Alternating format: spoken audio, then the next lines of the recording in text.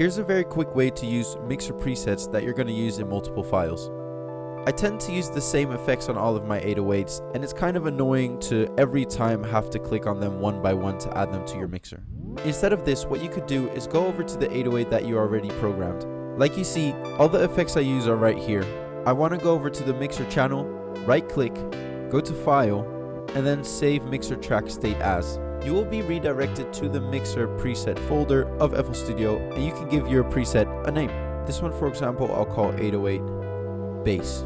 Let's say I want to use it on this one right here. I just right click, go to file, click on 808/bass,